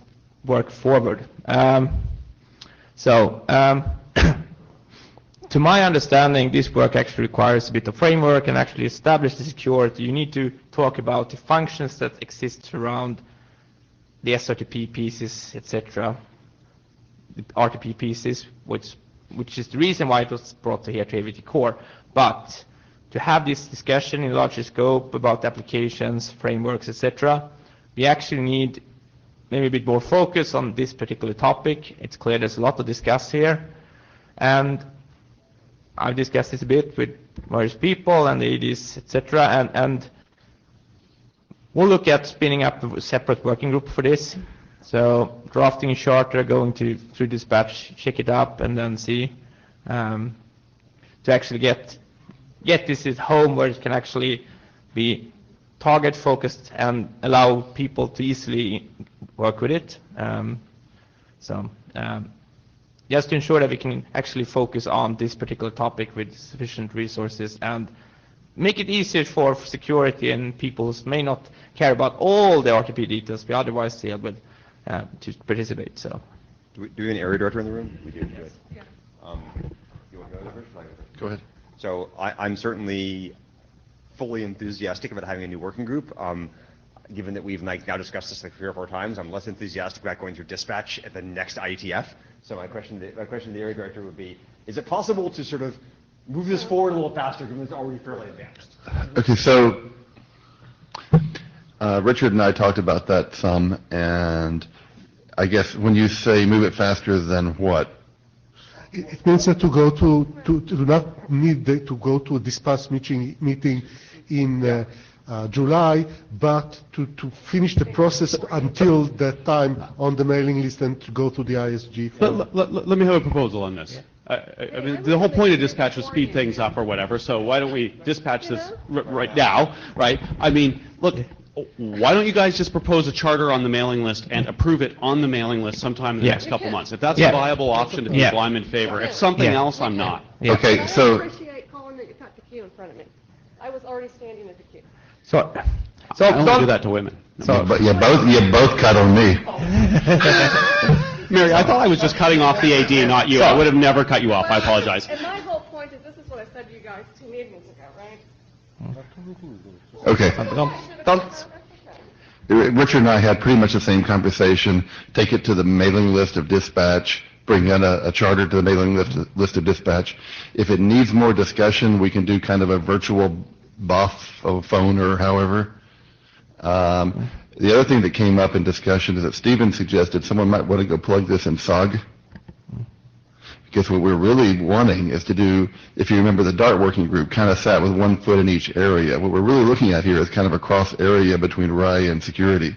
So we really need to make sure we have security people involved. Any bit?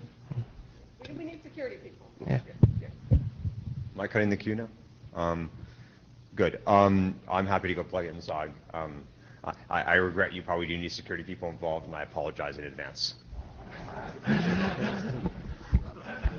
Just a point of comment about it, because the reason why we think it should have a working group is not only because of security, but because, as you've seen today, the issues are not only RTP. It has to do also with signaling and user and state of the conference, which is not discussed was not originally brought into our attention, and now they are there based on the architecture. So we need to have a good architecture to describe and show what are the building blocks and what protocols are needed in order to have this solution work. Yeah, this is Mary Barnes, and that's exactly what I told you guys at the last meeting. So before you go fuss and fidget, we have to go to dispatch, that was a suggestion that was made at the last meeting. So you guys could have brought that in dispatch before this meeting, and you would have saved yourself some time.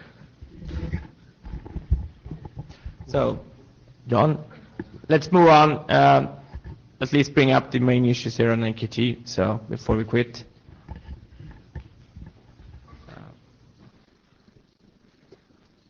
Well, 6 minutes there.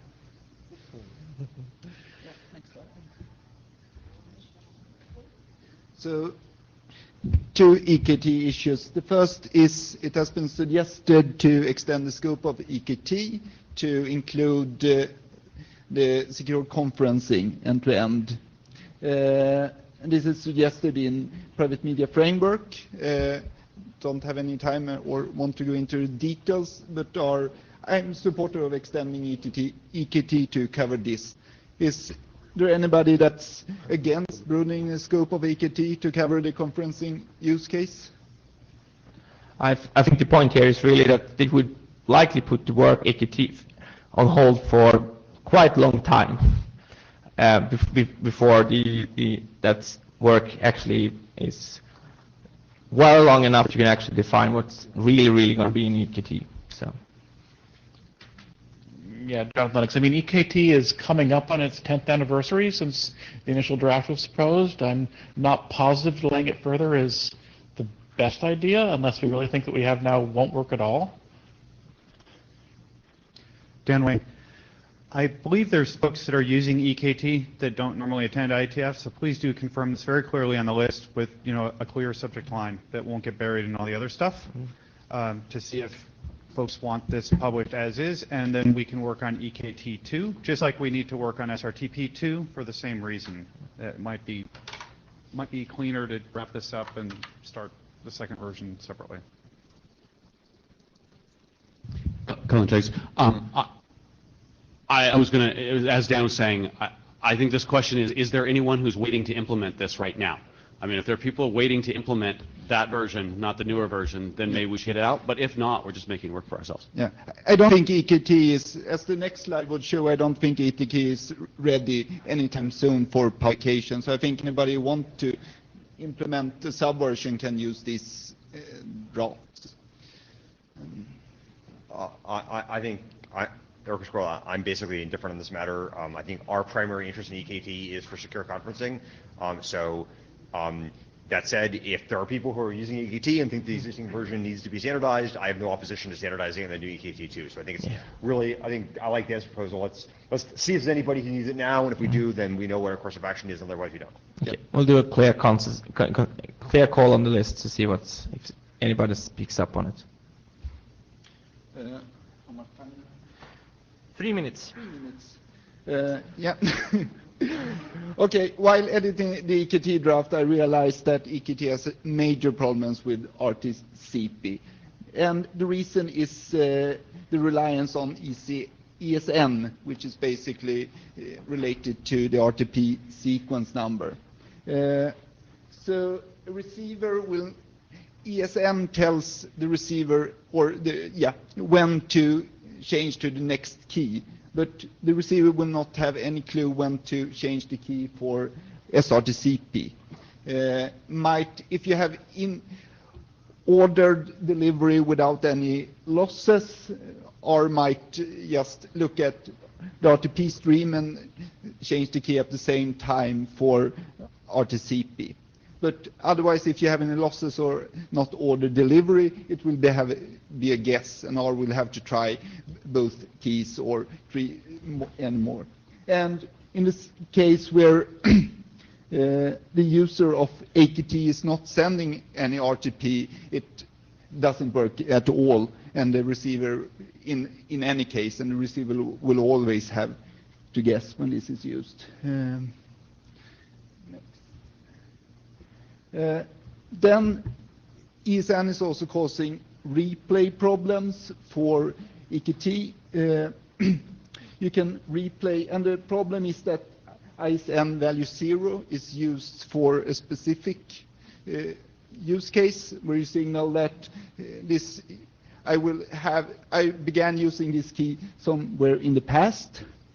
So if you replay one EKT packet from an old EKT packet from the sender, you can cause denial of service, where basically the receiver will start to use this replayed key, and then will throw away all the SRTP packet until it receives a new EKT key. Next. And if you have SSRC collisions, this gets even worse. If you have an original source with a very high ROC, and then you have a new source starting with ROC 0, the RTP SSRC's collision detection can end up with that the original source stops sending and the new source takes over the SSRC. Then replaying an old EKT value from the original source It causes a denial of service attack on the recipient, which will ignore all SRTP and EKT packages until the new source reaches this rock, which can take quite a while. So this is not robust or acceptable, I think. So there was a demand for something to kill, and then I think ISN is the thing to kill. But basically, the reason ISN is to do rekeying for inside the same SSRC.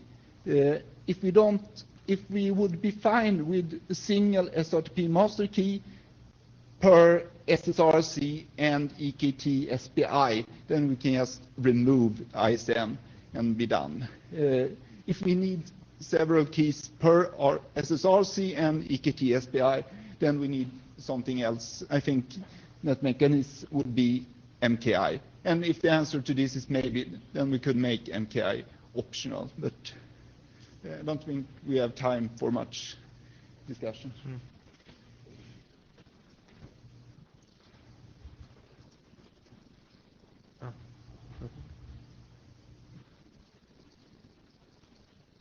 Yeah.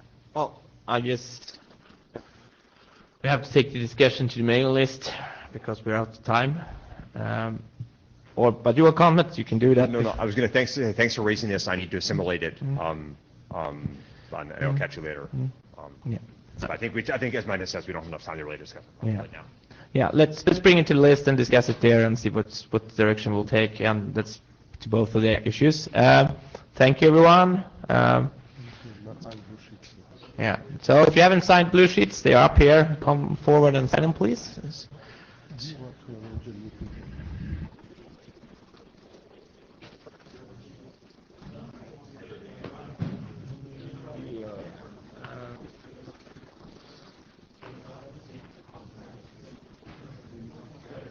Yeah, we should discuss this.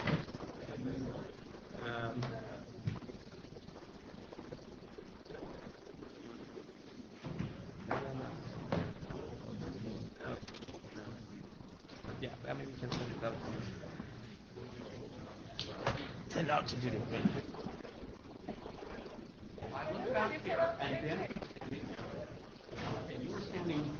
Over here. Ben was standing here. And I was standing over there, so I just...